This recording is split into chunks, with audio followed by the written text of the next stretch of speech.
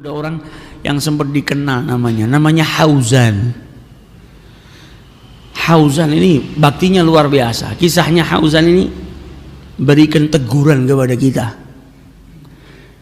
Hauzan ini punya ibunya sudah tua, sudah nggak bisa apa-apa di kasur. Kalau anak zaman sekarang mungkin kalau punya ibu yang sudah di kasur nggak bisa apa-apa, ngerepotin, titipkan ke panti jompo atau didoakan cepat mati. Na'udzubillah. Dulu ada satu orang datang sama Sayyidina Umar bin Khattab bawa orang tuanya digendong, tanya apakah saya sudah bakti? Belum. Orang tuamu gendong engkau dulu memang betul-betul karena sayangnya. Kalau engkau kepaksa, engkau ingin dianggap sebagai anak yang bakti, dan engkau berharap setelah ini sudah orang tuamu meninggal jadi nggak nyusahkan dirimu. Nah, ini Hauzan punya ibunya sudah udzur, sudah di kasur, nggak bisa apa-apa. Hauzan ini umurnya 60 tahun. Bapaknya sudah meninggal, dia punya adiknya masih muda, umurnya 30 tahunan. Maka adiknya yang tinggal di kota yang jauh datang ke rumahnya Hauzan, minta sama Hauzan agar ibunya diberikan kepada dirinya. Kau ini sudah puluhan tahun berbakti sama ibumu, kau punya kesempatan banyak, saya yang belum punya kesempatan. Dan Hauzan ini tidak menikah, ngabdikan dirinya untuk ibunya. Dan sekarang usiamu sudah 60 tahun, kau ngangkat ibu saja nggak kuat, tenagamu sudah tidak seperti dulu, maka berikan waktu yang tersisa ini agar saya juga bisa berbakti sebagaimana engkau berbakti. Adiknya minta, ini kan juga ibu saya, engkau sudah ngerawat ibu puluhan tahun, sekarang kasih kesempatan saya. Alhamdulillah saya sudah punya rumah sendiri, saya punya kemampuan, saya ingin bawa ibu ke tempat saya ingin ngabdi ke umur saya juga untuk ngabdi kepada ibu. Kata kakaknya apa? Boleh, tapi dengan satu syarat, kalau roh saya sudah keluar dari tubuh ini bawa ibu, selagi roh saya masih ada di sini saya nggak akan serahkan ibu saya. Anak yang cintanya kepada ibunya luar biasa, tahu kalau setiap pagi dapat ridhonya ibu, ada satu pintu surganya Allah yang terbuka. Tapi adiknya juga kepingin bakti. Akhirnya apa? Mereka semua berdebat sampai pergi ke mahkamah, pergi ke pengadilan. Yang adik pingin ibunya diasuh, yang kakak pingin tetap mempertahankan ngasuh ibunya. Hari ini kita dapatkan dua orang saudara di pengadilan yang ada mereka geger tentang harta waris. Ini dua orang saudara di pengadilan, mereka geger bukan karena warisan tapi ingin berbakti kepada ibunya. Sampai segitunya. Sampai si hakim nggak bisa memutuskan, saya nggak bisa. Kau memang umurmu 60 tahun, tapi masa saya mau halangin dirimu untuk bakti? Engkau juga usiamu masih lebih muda, kau mungkin lebih bisa ngerawat orang tuamu, tapi saya nggak bisa memutuskan. Kalau begitu panggil ibumu. Ibu saya nggak bisa ke sini, sudah di tempat tidur. Kalau begitu bawa gotong ke sini, karena saya nggak bisa memutuskan ini. Dibawa ibunya. Ibunya ditanya, kalau begitu kau putuskan, wahai ibu, kau mau tinggal sama siapa? Anakmu Hauzan atau adiknya? Kata ibunya, anak saya yang pertama ini mata saya. Anak saya yang kedua juga mata saya. Ini cahaya mata saya, ini cahaya mata saya. Masa ada orang bisa milih mana matanya yang lebih dia sukai, yang kanan atau yang kiri? Nggak bisa. Akhirnya hakim memutuskan anaknya diasuh oleh yang lebih muda karena tenaganya lebih kuat. Dan Hauzan nangis yang luar biasa karena dia kehilangan pintu surga tadi. Walaupun setiap pagi dia masih bisa dapatkan ridho ibunya, walaupun ibunya tinggal jauh. Ini kisah kan negur kita bagaimana keadaan kita dengan orang tua kita. Yang kadang sudah nikah datang ke rumah ibunya seminggu sekali, sebulan sekali. Yang punya handphone kadang nelpon anak buahnya, nelpon istrinya sehari bisa 5-6 kali, nelpon ibunya sebulan sekali. Nanti kau punya anak juga seperti itu, wa'iyadzubillah. Gak peduli sama dirimu kalau engkau gak peduli dengan orang tuamu. Kau berada jauh, telepon ibumu pagi sore. Supaya apa? Dapat ridho. Kata Nabi Muhammad, bangun pagi kau dapat ridho orang tuamu, 2 pintu surga terbuka. Begitu juga di waktu petang. Jangan pernah malu, datangin rumah ibumu. Dekat setiap hari datangin. Karena engkau akan merindukan hal tersebut saat orang tuamu tidak ada. Saat orang tuamu ada, mungkin kau malas 2 hari 3 hari kau gak kunjungin ibumu. Seminggu kau baru ke sana. Nanti kalau orang tuamu tidak ada, yang kau paling rindukan apa? Pergi ke rumah orang tuamu. Mumpung orang tuamu masih ada, datangi, cium tangannya, minta ridhonya, minta doanya. Ini kesempatan. Anak yang berbakti kepada orang tua itu ada 2 golongan. Yang berbakti sesuai dengan aturan orang tua minta dikerjakan. Tapi yang lebih daripada itu, orang tua belum ngucap keinginannya, engkau sudah memahami keinginannya dan kau laksanakan sebelum dia mengucapkan keinginannya. Jadilah anak yang berbakti. Karena nanti anakmu berbakti kepada dirimu dan setiap hari pintu surganya Allah terbuka. Jangan jadi seorang anak yang lupa sama orang tuanya, sudah nikah lupa, orang tuanya nggak pernah dikunjungi. Dulu sampai ada satu anak yang setelah menikah lupa sama orang tuanya, jarang kontak orang tuanya, jarang datang kepada orang tuanya selama 21 tahun. Sesekali, padahal tinggal satu kota. Sampai istrinya pada suatu hari mengingatkan, wahai suamiku, apakah kau hari ini nggak kepingin keluar dengan seorang wanita? Kaget suaminya. Istri saya itu cuma kamu kok, kau malah merintahkan saya keluar dengan seorang wanita. Maksud kamu apa? Maksud saya kau keluar dengan ibumu. Sudah berapa lama kau nggak makan bareng dengan ibumu? Keluar ke wajah ibumu makan. Yang ada ke wajah saya, terus tiap keluar ke wajah istrimu. Ibumu yang mati-matian ngasuh dirimu, kau tidak pernah ajak keluar dia makan. Saya nggak bisa makan mewah, ajak keluar makan nasi liwet, nasi pecel, nggak harus mahal. Keluarnya engkau dengan ibumu itu bikin ibumu bahagia. Kalau ibu bahagia, pintu surganya Allah terbuka. Keridhaannya Allah juga engkau bisa dapatkan. Maka sang anak kaget, ya Allah, 21 tahun saya sudah nggak pernah keluar lagi sama ibu saya semenjak saya nikah, saya lupa.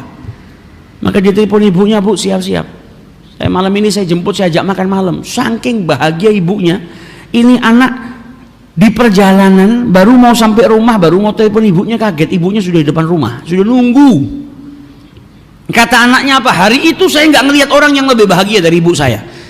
Ketika dijemput sama anaknya mau naik ke mobil, ibunya bilang apa? Wahai anakku, tidak satu orang pun di kampung ini kecuali tahu malam hari ini kau mau ngajak saya makan malam. Saking bahagianya, anakku kembali 21 tahun hilang. Saya nggak digubris, saya nggak didatangi, hari ini ngajak saya keluar makan malam. Saking bahagianya ibu. Ibu kita bahagia dengan kita kalau mendekat itu bahagianya yang luar biasa. Maka jangan pernah menjauh selagi kita masih punya orang tua. Didatengin itu ibunya, diajak makan, sampai di rumah makan ibunya sama anaknya disodori menu makanan, pilih bu. Anaknya lupa karena 21 tahun nggak ngajak makan ibunya. Lupa kalau ibunya sekarang penglihatannya nggak seperti dulu, ngelihat nggak kelihatan nih menu makanannya. Diambil sama anaknya, dibaca satu persatu menu makanannya, makanan ini, didengarkan satu-satu sama ibunya, sambil ibunya bahagia dan meneteskan air mata. Teringat ketika dia ngejak anaknya masih kecil belum bisa baca, juga ibunya membacakan menu itu satu persatu, dibacakan dengan sabar. Sampai anaknya bahagia, alhamdulillah saya bisa ngajak makan ibu saya. Kata anaknya, bu, kapan lagi kita makan malam lagi? Kata ibunya, nanti saya yang bikin jadwal. Hari ini kau traktir saya, nanti saya yang traktir dirimu. Kau sama anak-anakmu dan kau juga sama istrimu. Selang beberapa waktu ibunya sakit, masuk rumah sakit, meninggal dunia. Selesai meninggal dunia dari pemakamannya dan selesai semua, si anak ini dapat telepon dari rumah makan, dapat undangan jamuan makan gratis dia sama keluarganya. Pergi anaknya pergi ke rumah makan itu, ternyata apa? Yang pesan booking tempat di rumah makan itu ibunya. Ibunya sudah booking, sudah dibayar buat dia sama anak-anaknya. Janjinya ibunya ditepatin. Ibumu nggak pernah lupa dengan dirimu. Wa in dhalama, wa in dhalama, wa in dhalama. Jangan sampai kita kehilangan momen itu. Kau sekarang nganggep gampang lah ngajak makan ibu saya, makan ayah saya. Nanti kalau ibumu, ayahmu nggak ada, kau akan merindukan hal ini. Mumpung masih ada, bahagiakan mereka berdua. Engkau berbakti kepada orang tuamu, maka anak-anakmu juga kelak akan berbakti kepada dirimu. Dan hendaknya seorang anak itu kalau mau bersedekah, maka sedekahlah dengan mengeluarkan sedekah itu untuk orang tuamu. Kita punya harta, mau sedekah, niatkan sedekah ini untuk orang tua kita.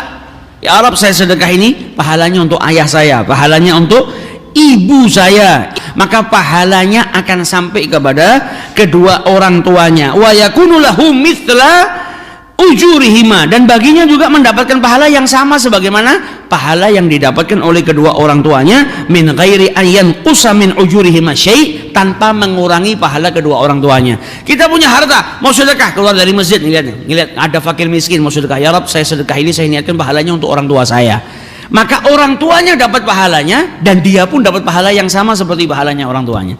Jadi bagusnya gimana? Bagusnya kalau sedekah sebagaimana diajarkan sama Nabi Muhammad. Kalau kita sendiri sedekah sendiri atas nama kita sendiri, misalnya sedekah kita dapat pahalanya 100, ya sudah cuma kita. Tapi kalau kita sedekah kita pahalanya untuk orang tua kita dapat 100, dan itu bagian daripada bakti kita kepada orang tua kita, dan kita pun tetap dapat 100-nya nggak hilang. Nah, ini yang diajarkan oleh Rasulullah Shallallahu Alaihi Wasallam. Orang tuaku sudah wafat, saya mau berbakti, apakah masih bisa ya Rasulullah? Maka kata Rasul Shallallahu Alaihi Wasallam, na'am. Apa itu ya Rasulullah? Orang tua saya sudah wafat, tapi saya belum sempat berbakti, atau sudah berbakti tapi kurang. Sekarang mereka semua sudah meninggal dunia. Masihkah bisa saya berbakti dan tergolong sebagai anak yang bakti kepada orang tua? Kata Rasulullah, bisa. Caranya bagaimana ya Rasulullah? As-salatu alaihima, doakan kedua orang tuamu. Jadi seorang anak yang mendoakan kedua orang tuanya, pada hakikatnya dia sedang berbakti kepada kedua orang tuanya. Kemudian bagaimana ya Rasulullah? Al-istighfar lahuma, mohonkan ampun kepada Allah untuk mereka berdua.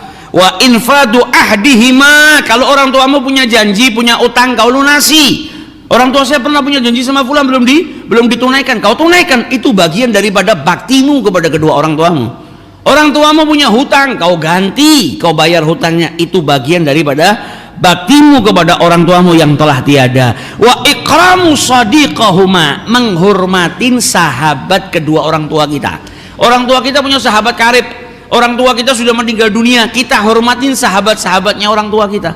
Kita sambung tali silaturahmi dengan kerabat-kerabat orang tua kita. Kita sambung tali silaturahmi dengan sahabat-sahabat orang tua kita. Itu bagian daripada birrul walidain. Oh, bapak saya dulu sering ke rumahnya fulan, itu teman karibnya bapak saya. Bapak saya itu senang banget sama temannya itu. Orang tua kita sudah meninggal, kita tetap silaturahmi ke sana. Itu bagian daripada bakti kita kepada kedua orang tua kita. Jadi dikatakan oleh Rasulullah yang paling baik atau yang paling afdal cara kita berbakti juga kepada kedua orang tua kita, diantaranya nyambung hubungan dengan orang-orang yang dikasihin oleh ayah kita. Jadi ayah kita tuh senang sama fulan waktu masih hidupnya. Jadi punya sahabat yang dia sayangnya luar biasa, atau punya keluarga yang diayomi, yang disayang, kita lanjutkan itu. Itu bagian daripada bakti. Dia diriwayatkan oleh Abdullah bin Dinar. Abdullah bin Dinar ini pembantunya Abdullah bin Umar. Abdullah bin Umar bin Khattab. Abdullah bin Dinar ini menceritakan, dulu saya pernah keluar sama Abdullah bin Umar. Saya nemenin beliau ketika kami jalan di Mekah, ada orang Arab, Badui. Orang Badui lewat. Kemudian Abdullah bin Umar saat itu sedang menunggang keledainya. Dia turun dari keledainya. Arabi ini, orang Badui tadi, diperintahkan, diminta sama dia naik ke atas keledainya, dihormatin, dinaikkan ke tunggangannya. Kemudian Abdullah bin Umar ini melepas imamahnya, serbannya yang di kepala itu dilepas, diberikan kepada Arabi tadi. Jadi dihormatin yang luar biasa. Maka dikatakan oleh Abdullah bin Dinar, wahai Abdullah bin Umar, ini orang Badui, orang desa. Orang desa itu kau hormatin sedikit saja sudah gembira. Kau sapa saja assalamualaikum sudah cukup, mereka bahagia. Gak perlu sampai kau naikkan ke tungganganmu, kau berikan imamahmu, kau hormati dengan penghormatan yang luar biasa. Kata Abdullah bin Umar, bapaknya anak ini dulu adalah sahabat tercintanya ayah saya Umar bin Khattab. Sayyidina Umar gak kenal mungkin sama anaknya, sama Badui tadi yang dihormatin. Kita diperintahkan sama Nabi Muhammad untuk apa? Untuk nyambung silaturahmi dan menghormati sahabat-sahabat karib yang dicintai sama orang tua kita. Tapi Abdullah bin Umar saking baktinya kepada ayahnya Umar bin Khattab, sampai sahabat karibnya itu yang sudah nggak ada, anaknya pun tetap dihormatin. Sampai segitunya. Lah kalau sama anak sahabat ayahnya saja seperti itu, bagaimana kalau beliau ketemu sama ayahnya ini anak, sahabatnya ayahnya, pasti lebih dihormatin. Ini punya bapak dulu sahabatnya ayah saya, maka saya ingin ngamalkan haditsnya Rasulullah supaya saya masih bisa bakti kepada ayah saya Umar ibn al-Khattab. Sampai segitunya. Kita kadang punya orang tua, punya sahabatnya ketemu kita di pinggir jalan, kita seakan-akan nggak kenal lah, nggak butuh, nggak ada manfaatnya, mau apa kan, nanti malah minta bantuan. Silaturahmi nggak pernah kita lakukan. Lebih mana kita mau bakti sama orang tua. Bakti sama orang tua ini luar biasa, pintu surga. Jadi berbaktinya seorang anak kepada ibunya itu 2 kali lipat ganjarannya. Kenapa demikian? Ya karena seorang ibu perjuangannya lebih besar. Dan dikatakan oleh Rasulullah dalam hadisnya, da'watul walidah asra'u ijabah. doanya ibu itu lebih cepat diijabahi oleh Allah Subhanahu wa ta'ala. Buka toko, punya kerjaan, punya hajat, sebelum kau minta doa sama para wali Allah, sebelum kau datangin orang-orang soleh, sebelum kau minta doa sama siapapun, datangi ibumu. Ingat sabdanya Rasulullah apa? Doanya seorang ibu asra'u ilal ijabah. Datang, sampaikan kepada ibumu, Bu, saya punya hajat ini, tolong didoakan. Kenapa demikian kata Rasul sallallahu alaihi wasallam? Karena ibu itu lebih memiliki sifat kasih sayang daripada ayah. Hiya arham minal ab wa da'watur rahim la tasqut. Karena seorang ibu itu kasih sayangnya lebih besar daripada seorang ayah, dan doanya seseorang yang memiliki rasa kasih sayang yang luar biasa itu nggak pernah ditolak sama Allah Ta'ala, nggak jatuh tapi diterima sama Allah Subhanahu Wa Ta'ala. Minta doa. Kadang kita kalau ketemu sama orang yang soleh luar biasa, minta didoakan ini, minta doakan itu, tapi minta doa sama orang tua nggak pernah. Padahal ini yang punya kunci. Asra'u ilal ijabah, lebih diijabahi sama Allah lebih cepat. Maka jangan lupakan kedua orang tua kita, bakti sama orang tua, ada pintu surga. Minta doa juga, minta doa kepada kedua orang tua kita. Sama ibu kita minta, sama ayah kita juga minta agar hajat-hajat kita dikabulkan oleh Allah Subhanahu